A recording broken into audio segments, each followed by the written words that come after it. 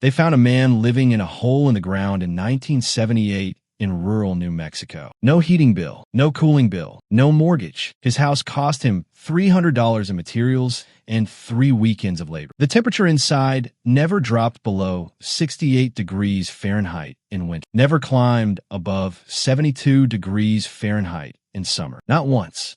In 40 years, the government showed up at his door in 1981, not to study his home, not to replicate it. They showed up with a demolition order. What he had built was declared unfit for human habitation under New Mexico Statute August 20th, 47, a housing code written, as you'll soon discover, with significant input from the very industries that stood to lose billions if what he built ever went mainstream. His name was Mike Oehler, and what he built wasn't primitive. It wasn't desperate. It was a precision-engineered earth shelter, a structure that used the thermal mass of the planet itself as a climate control system. No compressor, no furnace, no gas line, just dirt, wood, and physics. Here's what they never taught you in school. 6 feet below the surface of the earth, the ground temperature stabilizes permanently. In most of North America, it locks in between 50 degrees Fahrenheit and 60 degrees Fahrenheit year-round. That's your baseline, your floor, your free air conditioning in summer, and your free insulation in winter. This isn't theory. This isn't fringe science.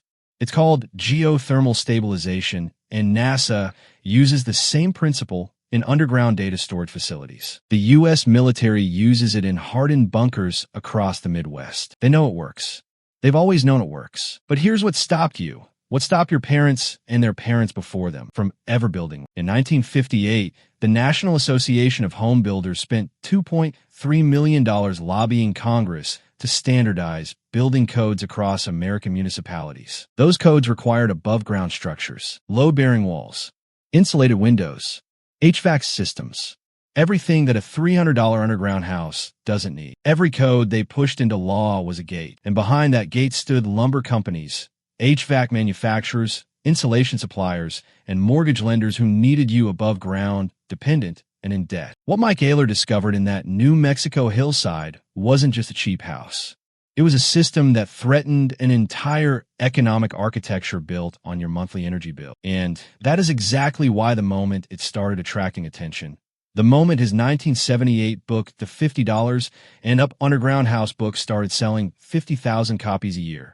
The machinery moved to stop it. But here's the detail they buried. The detail that changes everything you thought you knew about why underground homes were abandoned. In 1979, 1 year after Oehler's book went viral in self-sufficiency circles, the Department of Housing and Urban Development commissioned a quiet internal study. Study number HUD PDR 496. It evaluated earth-sheltered housing across 14 pilot sites in 6 states. The results were extraordinary. Heating and cooling costs dropped by an average of 80%. Structural longevity exceeded conventional wood frame homes by decades. Moisture, when properly managed with drainage channels, was not a significant problem. The study was completed, filed, and never released to the public. You can find it today buried in the HUD archives if you know exactly what to search.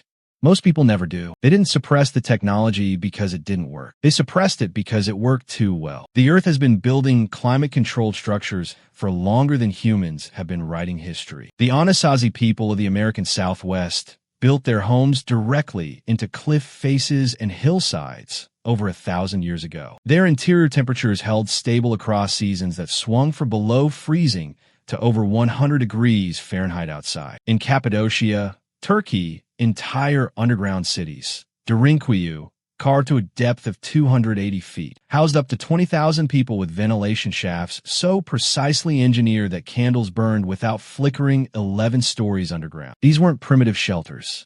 They were thermodynamic machines built without a single kilowatt of electricity. The physics your energy company hopes you never think about is straightforward. The sun hammers your rooftop all summer long. Your attic hits 140 degrees Fahrenheit on a July afternoon. Your air conditioner fights that heat for 8 hours a day, running up a bill that in the American South averages $1,400 per summer. Meanwhile, 2 feet below your lawn, the soil is sitting at 58 degrees Fahrenheit, undisturbed, patient, free. An earth-sheltered home uses that gradient as its engine. Thick earthen walls absorb heat slowly during the day and release it slowly at night, a process called thermal mass regulation. Your conventional stick frame home, wrapped in half-inch drywall, and our 13 insulation has almost no thermal mass. It heats and cools almost instantly with outdoor air temperature. It is, from a physics standpoint, an extraordinarily inefficient box. The building industry has known this since the 1970s. The solution has existed for centuries. But a house that doesn't need an HVAC system doesn't generate HVAC service contracts. And so the knowledge was quietly, systematically fenced off behind building codes, mortgage requirements, and zoning ordinances you never had reason to question. Here's the number that should make your jaw drop. According to the U.S. Energy Information Administration's 2022 Residential Energy Consumption Survey, American households spent a combined $281 billion on residential energy in a single year. Space heating and cooling accounted for nearly half of that, $130 billion.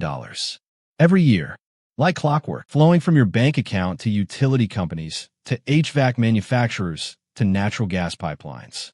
An earth-sheltered home, properly built, eliminates the majority of that cost, not reduces. Eliminates. A $130 billion per year revenue stream does not disappear quietly. It fights back, and it fights back through legislation. The International Residential Code, the document that governs what you're legally allowed to build in most American counties, runs to 900 pages. Buried inside those pages are provisions that functionally prohibit earth shelter construction in most residential zones. Minimum window-to-floor area ratios. Requirements for emergency egress windows in every sleeping room. Natural light requirements. These aren't arbitrary safety measures. They are, in many cases, specifications that are physically impossible to meet in an earth-sheltered structure, and they were written that way. In 2003, architect and earth shelter advocate Don Metz testified before a New Hampshire Housing Committee that the egress window requirement alone, which mandates a minimum 5.7 square feet of clear opening no more than 44 inches from the floor, effectively outlaws below-grade bedrooms in earth-sheltered homes across 38 states. The committee thanked him. Nobody changed anything. You're not crazy for feeling like this is intentional. The paper trail suggests it is, but the story doesn't end there. Because what researchers discovered when they actually built these homes, legally, in the few states that allowed it, shattered every objection the building industry had spent 30 years constructing. In 1980, the University of Minnesota's Underground Space Center published findings from 17 earth-sheltered homes built across the upper Midwest, some of the harshest winter climate in the continental United States. Minnesota winters regularly hit minus 20 degrees Fahrenheit. These homes, bermed into hillsides with soil piled against their north and east walls, recorded interior temperatures that never required more than a small wood stove to maintain. Owners reported annual heating costs between $40 and $120. Not a month, a year. The structure suffered no more moisture problems than comparable above-ground homes when drainage was properly designed. Owners reported dramatically reduced noise from outside. No wind noise, no road noise, no neighbor noise.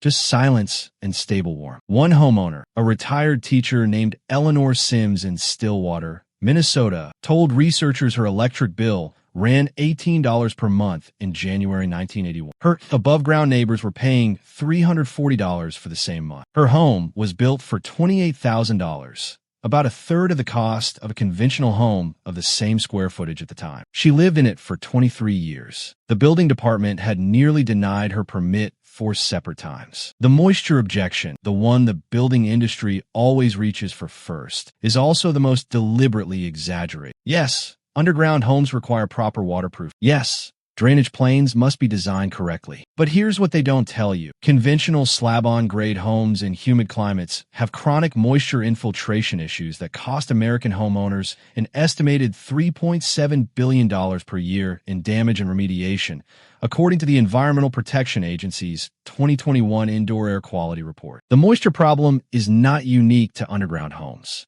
It is a construction problem, and it has solved solutions. The difference is that those solutions, exterior drainage membranes, French drains, proper grading, cost a few $100s in a self-built earth shelter. They cost thousands as a remediation bill in a conventional home, and that remediation bill flows directly to contractors and material suppliers who have no interest in building you a house that doesn't rot. Now here is the piece of this story that you have almost certainly never heard, because this is where it stops being a story about eccentric homesteaders and starts being something far more deliberate. In 1983, President Reagan's Task Force on Regulatory Relief, established by Executive Order 12291, identified earth-sheltered and alternative housing construction as a target for regulatory streamline. The task force noted that housing codes had, quote, evolved in ways that may unnecessarily restrict innovative construction technologies. An internal memo dated March 14, 1983, obtained through a Freedom of Information Act request by journalist Patricia Lee Brown in 1985, showed that HUD officials had drafted proposed amendments to the Model Building Code that would have created a separate permitting track for earth shelter housing, a pathway that could have legalized thousands of self-built homes across the country. That proposed amendment was withdrawn 6 weeks after it was drafted. The withdrawal memo cited insufficient industry consensus. The building industry had found the proposal, and the proposal was dead before you ever had a chance to know it existed. But what one engineer found buried inside those internal documents, scrawled in a margin note on page 47 of the original draft, revealed that this was never really about safety codes at all. The margin note read, thermal performance data too favorable, cannot support existing market structure. 7 words that told you everything. The system wasn't protecting you from unsafe housing. It was protecting its own revenue from housing that was too good. So let's talk about what you can actually do. Because in 2024, the regulatory landscape has quietly shifted in ways that the mainstream housing conversation has completely ignored. And if you're someone who owns land, even a quarter acre in a rural county, what's available to you right now is more powerful than anything that's existed in the past 40 years. 11 states currently have no statewide building code for owner-built residential structures on agricultural or rural land. Texas, Missouri, Mississippi, Indiana, Louisiana, Arizona, Wyoming, Alaska, South Carolina, Alabama, and West Virginia all allow owner-builders in unincorporated rural areas to construct without a building permit for primary residences under a specified square footage or on agricultural designated. The rules vary by county. The exemptions are real, and earth-sheltered construction in those jurisdictions is completely legal right now. The basic structure Mike Oehler developed, refined over decades by builders like Rob Roy, Chris Dick, and the practitioners at the Earthship Biotecture Organization in Taos, New Mexico, can be built for materials cost between $300 and $3,000, depending on size and finish level. The original Oehler PSP method, post, shoring, and polyethylene, requires no concrete, no masonry, and no specialized tools. You dig, you set posts, you sheath with lumber, you drape 6mm polyethylene sheeting as your moisture barrier. You backfill. A single person can build a 400 square foot livable structure in 3 to 4 weekends. The thermal performance is not hypothetical. The 2019 Passive House Institute report on earth contact housing found that structures with a minimum of 18 inches of earth cover on the roof and earthen berming on at least 2 walls achieved interior temperature stability within plus or minus 4 degrees Fahrenheit year-round, without any mechanical heating or cooling, in climate zones ranging from USDA Zone 4 through Zone 9. That covers everything from northern Minnesota to central Texas. The physics works everywhere that zone range applies, which is the vast majority of where you live. The cost comparison is almost offensive once you see it clearly. The average American spends $1,500 per month on housing, mortgage or rent, plus $200 per month on energy. That's $20,400 per year, every year for decades. A $3,000 earth shelter on owned land eliminates both of those numbers simultaneously. Over 10 years, the difference is $201,000. Over 30 years, the length of a standard mortgage, it exceeds $600,000. Not counting inflation, not counting energy price increases, which the EIA projects will rise an average of 3.2% annually through 2035. The industries that blocked this information from reaching you made a calculated decision. They decided that your financial security was worth less than their quarterly earnings. They wrote it into building codes. They buried it in regulatory withdrawals. They dismissed it as fringe survivalism and made sure it never appeared in any mainstream architecture school curriculum, and it still doesn't. Not one of the top 50 U.S. architecture programs offers a course in earth shelter design as of 2024. You found this video. That already puts you ahead of most people who will spend their entire lives paying for a system that was designed to extract from them. The question now is what you do with it. The simplest starting point is Mike Oehler's original book, still in print, still under $20, still the most practical construction manual for earth-sheltered building ever written by someone who actually lived in one for 40 years. The information exists. The regulatory windows exist. The land, in many parts of this country, is still affordable enough to make this real. What they don't want is for you to connect all three at the same time. And if you think what you just learned about underground homes is the deepest layer of suppressed building knowledge, the next video will introduce you to a building material that was used to construct structures still standing after 2,000 years, costs less than $10 per ton to produce, and was quietly removed from American construction standards in 1974 following pressure from the Portland Cement Association. Structures built with it are fireproof, earthquake-resistant, and self-repairing. The industry called it obsolete. The buildings are still standing. Make sure you're subscribed, because that video is the one they will want removed first.